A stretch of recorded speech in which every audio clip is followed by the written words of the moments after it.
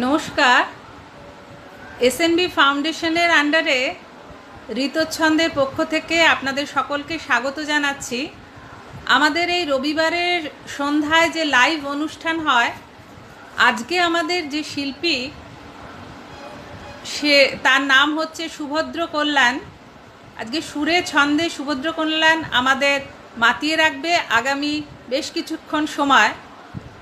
কিন্তু এই সুভদ্র কল্যাণের সম্পর্কে আমার একটু কিছু বলবার আছে। হ্যাঁ, সে একটি তরুণ শিল্পী এবং বহুমুখী প্রতিভার অধিকারী বলা যেতে পারে। সুভদ্র কল্যাণের জন্ম হয়েছে একটা সাংগীতিক পরিবারের মধ্যে।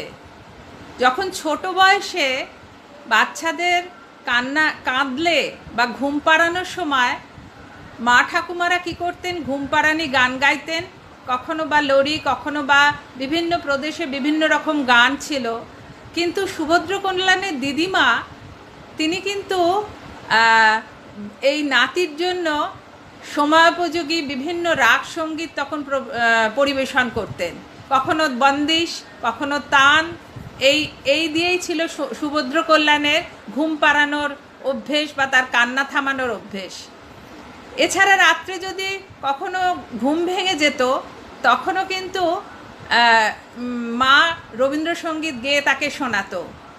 খাবার সময় তাকে অবশ্যই হীরক রাজার দেশের গান বা গুগা বাবার গান নিশ্চয়ই শোনাতে হতো। এই রকম একটা সাংগীতিক পরিবারে তার জন্ম, এইভাবেই তার বেড়ে ওঠা ছিল।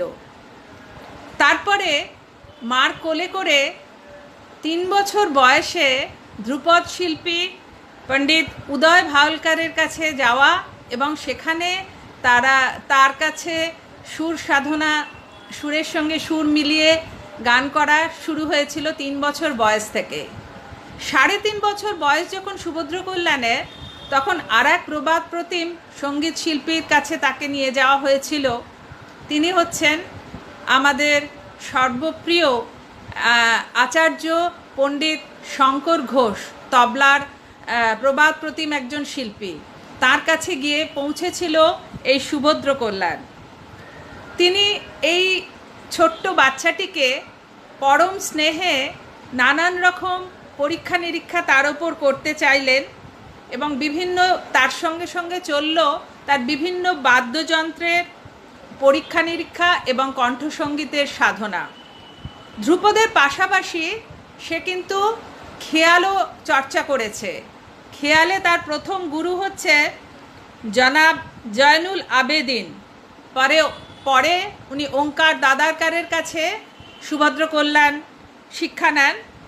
বর্তমানে সুভদ্র কল্যাণের তবলা শিক্ষা সেই প্রবাদ প্রতিম শিল্পী পণ্ডিত শঙ্কর ঘোষের সুপুত্র পণ্ডিত বিক্রম ঘোষের কাছে, এবং তার সঙ্গে তার সঙ্গীতের চর্চা চলছে বিদুষী সংযুক্তা ঘোষের আন্ডারে।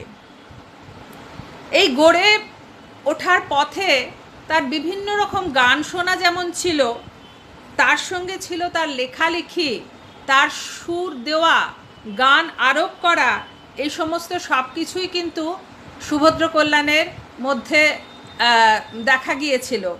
এবং স্টেটসম্যান ভয়েসেস টেলিগ্রাফের যেটা TTIS বলে একটা প্রতিবেদন থাকে, সেখানে এবং নেট দুনিয়াতে সুভদ্র কল্যাণ কিন্তু অনায়াসে বহু ভালো ভালো লেখা সুভদ্র কল্যাণের লেখা ছাপা হয়েছিল।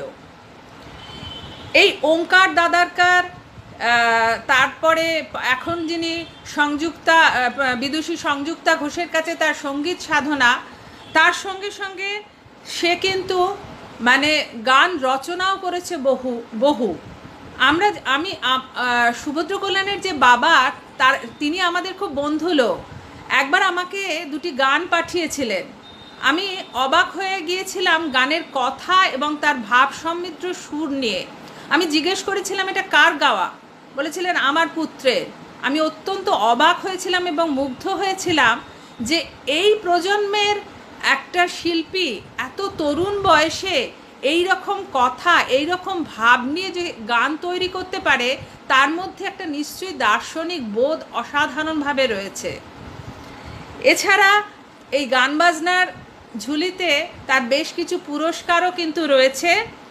সিসিআরটি থেকে স্কলারশিপ পেয়েছেন, যদু ভট্ট পুরস্কার পেয়েছেন, ডোভারল্যান্ড মিউজিক কম্পিটিশনে তিনি যোগ দিয়েছিলেন, রাজ্য সঙ্গীত একাডেমিতেও সুভদ্র কল্যাণ যুক্ত হয়েছিল এবং অল ইন্ডিয়া রেডিওতেও তিনি স্বীকৃতি পেয়েছেন। বর্তমানে ডক্টর রাজীব চক্রবর্তীর কাছে সে এখন সরোদ শিক্ষা বা সরোদের তালিম নিচ্ছে। এছাড়া হারমোনিয়াম এবং বেহালা সে নিজে নিজেই শিক্ষা করে। তাই এরকম একটা অদ্ভুত বহুমুখী প্রতিভা তার মধ্যে থেকে ছোট থেকেই ছিল। এছাড়া বেশ কিছু নাটকে সুভদ্র কল্যাণ আবহ সঙ্গীত তৈরি করেছিল, সৃষ্টি করেছিল, যেটা বহু গুণীজনের কাছে কিন্তু অত্যন্ত প্রশংসা লাভ করেছে। সেই গান রচনা, সুরারোপ করা, এটাতে সুভদ্র কল্যাণ একদম সাবলীল।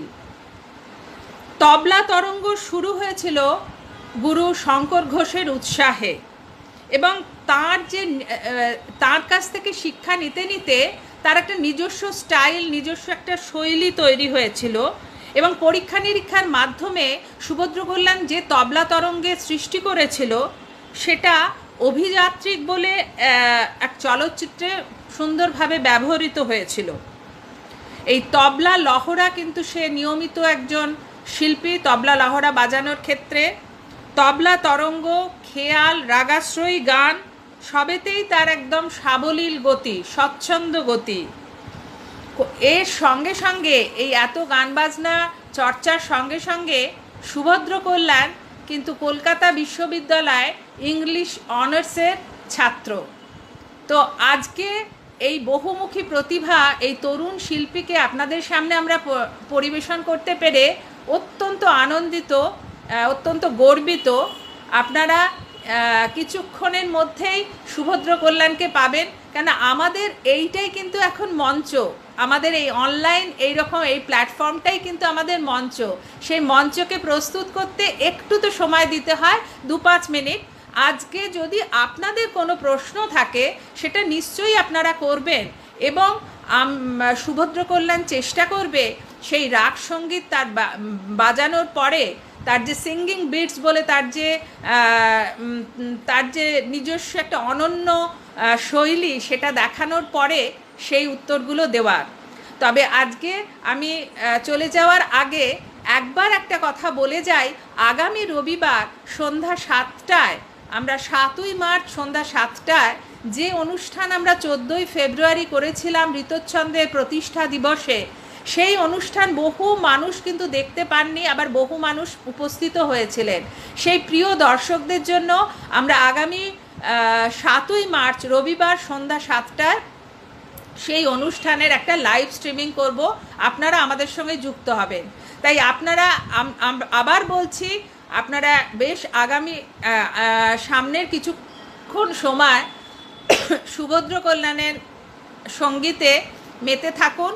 আপনারা কেউ চলে যাবেন না, একটুখানি প্রস্তুতির জন্য সময় লাগবে। নমস্কার।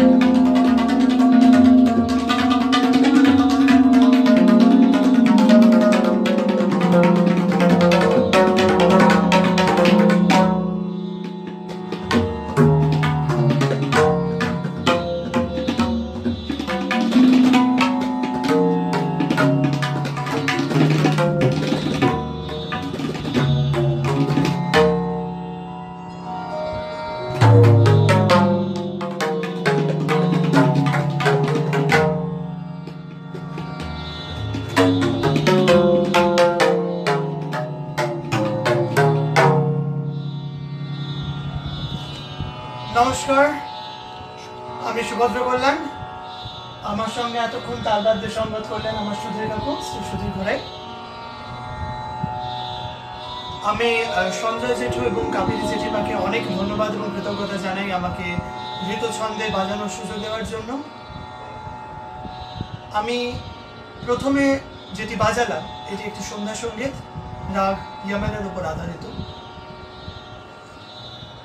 এরপরে যা বাজাবো সেটা আপনাদের সকলেরই চেনা, এটি রাগ হংসধ্বনি।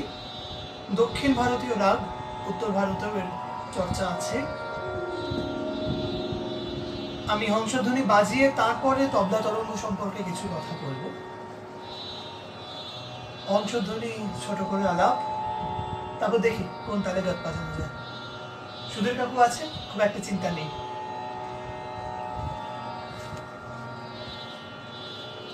আমার গুরু আচার্য পণ্ডিত শঙ্কর ঘোষ, পণ্ডিত বিক্রম ঘোষ, তাদের কাছে আমি তবলা শিখেছি। আমি ধ্রুপদ শিখেছি পণ্ডিত উদয় ভওয়ালকারের কাছে। খয়াল শিখেছি উস্তাদ জৈনুল আবেদিন, পণ্ডিত ওমকার দাদারকর এবং বিদুষী শ্রীযুক্তা ঘোষের কাছে।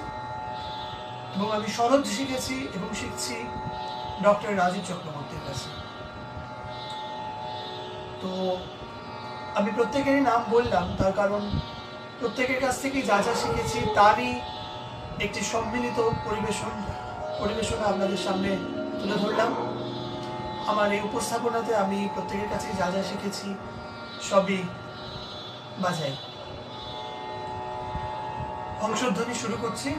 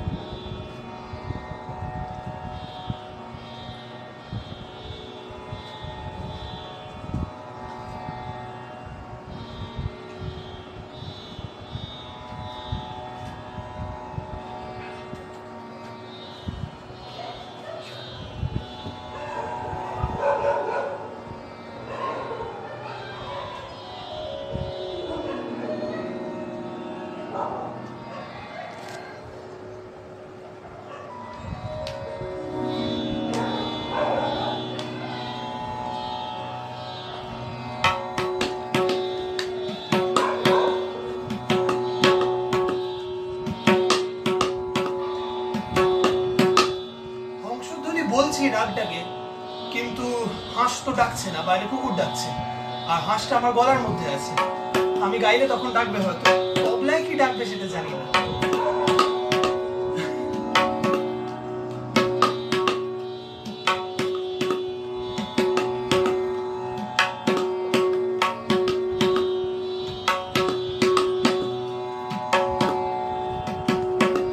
আমি অল্প সময় চেয়ে নিচ্ছি তবলাগুলো একটু সুরে মিলিয়ে নেওয়ার জন্য।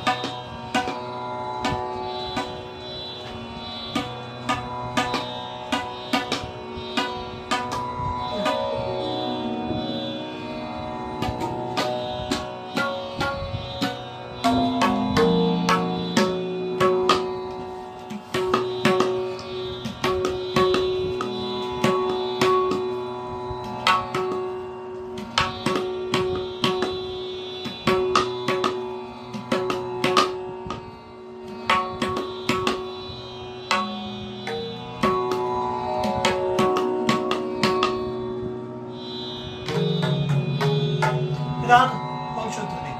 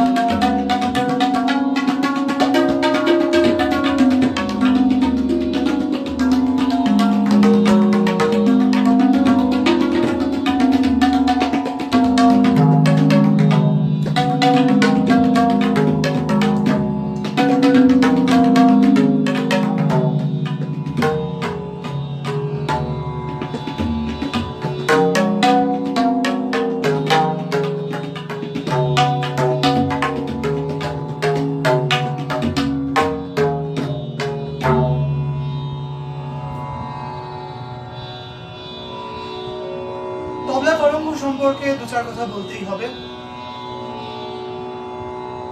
তার আগে সুধীর কাকু সম্পর্কে দু চার কথা বলি। সুধীর কাকু একটু বলো সম্পর্কে, বলো না। সুধীর কাকু পণ্ডিত অনিন্দ্য চট্টোপাধ্যায়ের শিষ্য। আর সুধীর কাকু আমাকে অনেক ছোট থেকে দেখছেন। সুধীর কাকু আমাকে অনেক ছোট থেকে সহ্য করছেন। সুধীর কাকু আজ আমার সঙ্গে আছে, আমার খুব পরম আনন্দের বিষয়। যাই হোক, আমি তবলা তরঙ্গ সম্পর্কে দু চার কথা বলি। তবলা তরঙ্গের উৎপত্তি হয়েছিল যখন দক্ষিণ ভারতীয় মন্দিরে সামগানের সঙ্গে মিউজিক্যাল পিলার্স আমরা যাকে বলি তা বাজানো হতো। থামগুলো ভেতরে ফাঁপা থাকতো, বিভিন্ন থাম বাজালে বিভিন্ন ধরনের ফ্রিকোয়েন্সির আওয়াজ বেরোতো এবং থামে আঘাত করলে সুর বার হতো। তো এখান থেকে তবলা তরঙ্গের উদ্ভব করেন আচার্য জ্ঞানপ্রকাশ ঘোষ, আমার দাদা গুরুজি। তার মিউজিক দ্য ড্রামস অফ ইন্ডিয়াতে আমরা তবলা তরঙ্গ শুনতে পাই। তিনি বাজান তবলা তরঙ্গ, তিনি বাজাতেন তবলা তরঙ্গ। তবলা তরঙ্গ বাজাতেন বিষ্ণুদাস শিরালি। তিনি রবিশঙ্করের দাদা উদয় শঙ্করের কল্পনা ছবিতে বাজিয়েছেন এবং উদয় শঙ্করের ব্যালে ট্রুপে বাজাতেন। পণ্ডিত রবিশঙ্করজি তার বিভিন্ন কাজে তবলা তরঙ্গ ব্যবহার করেছেন, সিনেমার কাজে ব্যবহার করেছেন। পথের পাঁচালী তবলা তরঙ্গ দিয়ে শুরু হয়। তো তারপরে পথের পাঁচালী এবং অপু ট্রিলজি, যেটা সত্যজিৎ রায় পরিচালনা করেন, তার যে সিকুয়েল শুভ্রজিৎ মিত্র বানাচ্ছেন, অভিযাত্রিক বানিয়েছেন, তাতে আমার বর্তমান গুরু পণ্ডিত বিক্রম ঘোষ সুর সংযোজন করেছেন এবং সেখানে আমি তবলা তরঙ্গ বাজিয়েছি। তো সেটাও একটা খুব আনন্দের বিষয়। যাই হোক, সিনেমাতে তবলা তরঙ্গ খুব বিপুলভাবে ব্যবহৃত হয়েছে। আমি কয়েকটা উদাহরণ দিচ্ছি। তালাশ, তেরে নয়না তালাশ করে বলে যে গানটি, সেখানে তবলা তরঙ্গ দেখা যায়, এস ডি বর্মন ব্যবহার করেন। আর তারপর শঙ্কর জয়কিশন ব্যবহার করেছিলেন বুট পলিশ ছবিতে, যেখানে ডেভিড আর পর্দায় আমরা যাদেরকে দেখতে পাই তাদের টাকে বাজিয়েছিলেন এবং তবলার আওয়াজ বেরিয়েছিল সেখানে। সেটা খুব মজার দৃশ্য, আমার ছোটবেলায় খুব ভালো লাগতো। লপক ঝপক গান সেটা। আর ঝনক ঝনক পায়েল বাজে ভি শান্তারামের, ওখানে তবলা তরঙ্গের ব্যবহার হয়। তবলা তরঙ্গের সাথে গোপী কিশোরের নাচ দেখতে পাই আমরা। আর তবলা তরঙ্গ ব্যবহার হয় বিভিন্ন ছবিতে। তবলা তরঙ্গ ব্যবহৃত হয়। কল্পনা প্রথম, যেখানে তবলা তরঙ্গ ব্যবহৃত হয়। তবলা তরঙ্গ আলাদা করে বাজাতেন পণ্ডিত কমলেশ মৈত্র। তিনি জ্ঞান দাদুরই শিষ্য ছিলেন, তিনি বাজাতেন তবলা তরঙ্গ। এবং পরে গুরুজি বাজান তবলা তরঙ্গ। গুরুজি নিজে বাজান না, গুরুজি তার অর্কেস্ট্রা মিউজিক অফ দ্য ড্রামসে ব্যবহার করেন। আমার গুরুজি আচার্য শঙ্কর ঘোষ, তার কথা বলছি।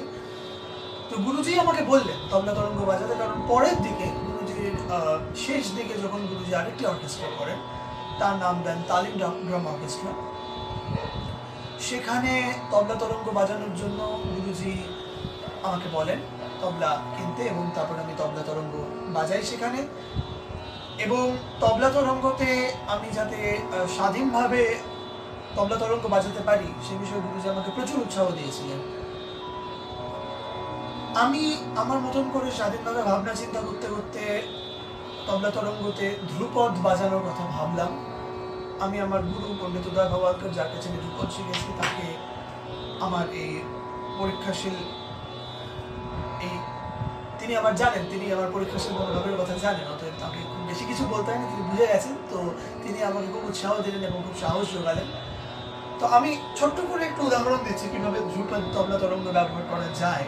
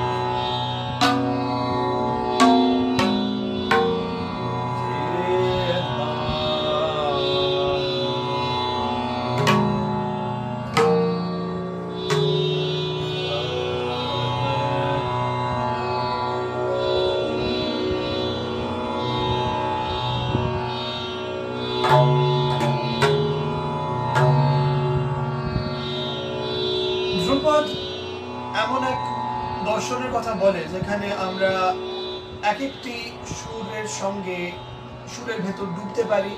সুর অনেক সূক্ষ্ম হয়, আমার গুরু পণ্ডিত উদয় ভাওয়ালকর তাই বলেন, সুর অনেক সূক্ষ্ম হয়। একটি সুরের মধ্যে অনেক মানে নিহিত থাকে। তো আমরা যখন একটি সুর লাগাই, ধরুন পঞ্চম যদি লাগাই, নো,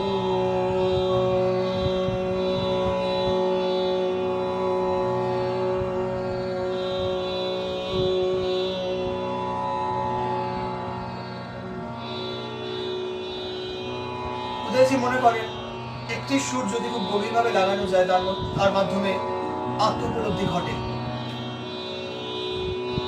তবলাতেও আমি বিশ্বাস করি যে তবলাতে আমরা যদি একটি সুর খুব গভীরভাবে বাজাতে পারি, আমি যদি পঞ্চমী বাজাই সেভাবে,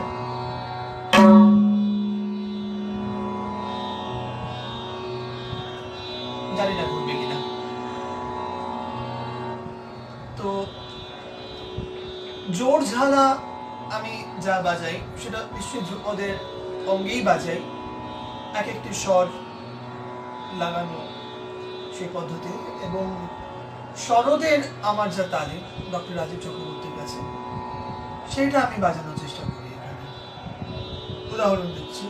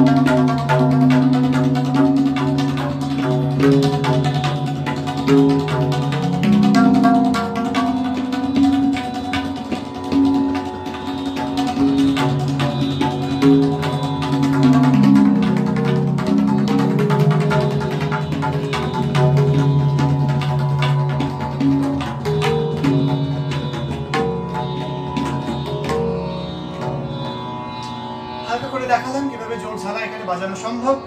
এখানে চিকারি নেই, আমাকে চিকারি এই সা আর এই সা এর মধ্যে ভাগাভাগি করে নিতে হচ্ছে। আর তবলা তরঙ্গে মেয়ের গমক নেই, যে কারণে আমি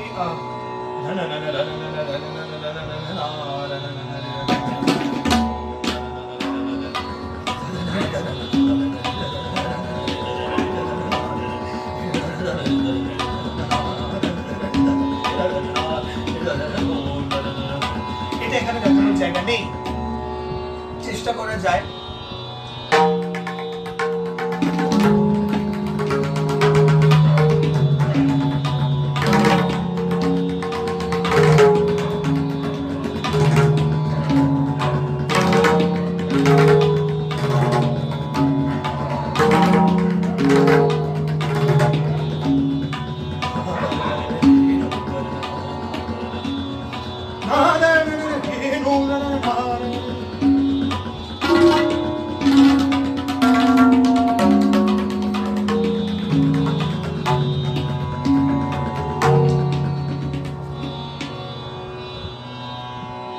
আমার শেষ উপস্থাপনা।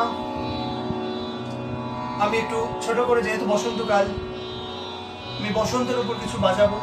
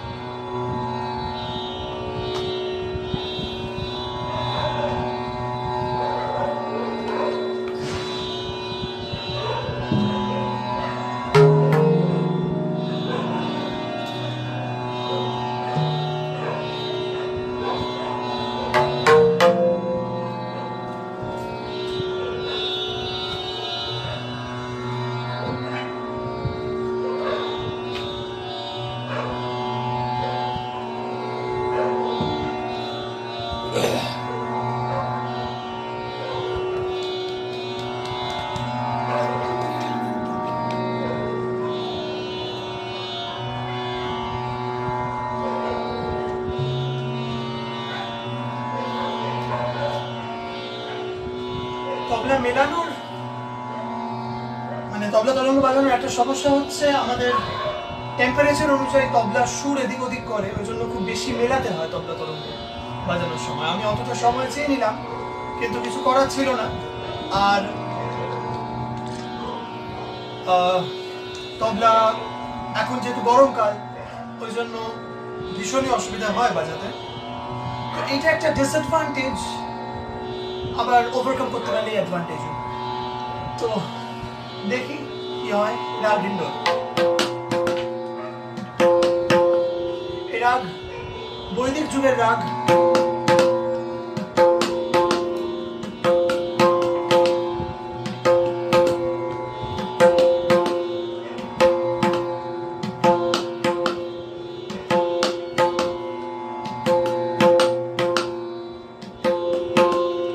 রাগ সম্পর্কে বলবো।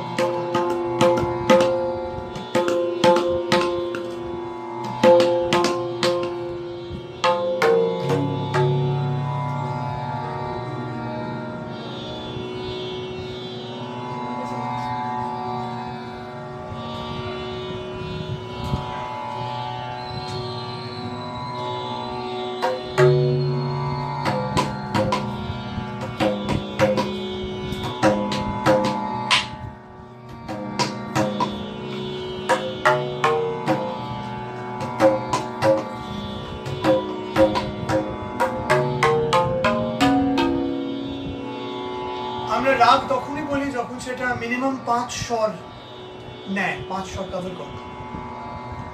তার আগে আমাদের যখন ঋগ্বেদের সময় 1 স্বরে গান গাওয়া হতো সেটাকে বলা হয় অর্চিকা। তারপরে যজুর্বেদ সেই সময় গাওয়া হতো 2 স্বরে গথিকা। সামবেদের সময় সামিকা, আর সেটা সামিকা 3 স্বরের, গথিকা 2 স্বরের, অর্চিকা 1 স্বরের। 4 স্বরের হলে বলতো স্বরান্তরা। 5 স্বর থেকে রাগ, কিন্তু 4 স্বরের রাগও আছে। হিন্ডোল 4 স্বরের রাগ। সা গা মা গা সা, সা ধা মা গা সা। হিন্ডোল বাজাচ্ছি। 3 স্বরের রাগও আছে, মালেশ্রী আছে। সা গা পা সা, 3 স্বরের রাগ মালেশ্রী। এগুলো সবই বৈদিক যুগের রাগ। তো হিন্ডোল সেরকম একটা বসন্তের রাগ, বৈদিক যুগের রাগ। হিন্ডোলে একটি ধামারের বন্দিশ আমি গাইবো, সেটা আমি শিখেছি পণ্ডিত উদয় ভাওয়ালকারের কাছে। রাগ হিন্ডোল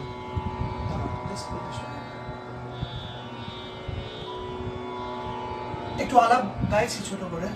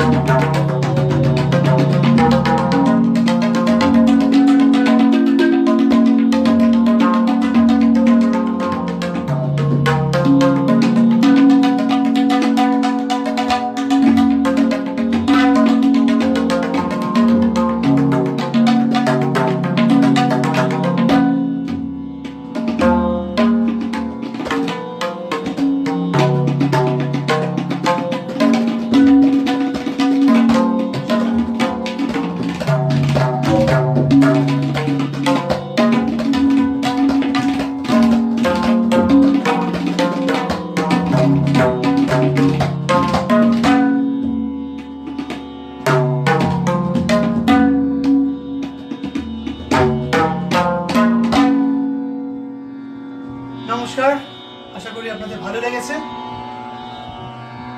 সুধীর কাকুকে আমার প্রণাম জানাই। সঞ্জয় জেঠু এবং কাবেরী জেঠিমাকে অসংখ্য ধন্যবাদ আমাকে সুযোগ দেওয়ার জন্য তাদের আমার প্রণাম জানাই। সকল শ্রোতাদের আমার প্রণাম জানাই। এতক্ষণ আমার বাজনা শোনার জন্য আপনারা শুনেছেন, আমার খুব ভালো লাগলো, আপনারা এত মন দিয়ে শুনলেন। নিশ্চয়ই আমি আবার বাজাবো আপনাদের সামনে, খুব শিগগিরই দেখা হবে। ধন্যবাদ সকলকে, শুভরাত্রি।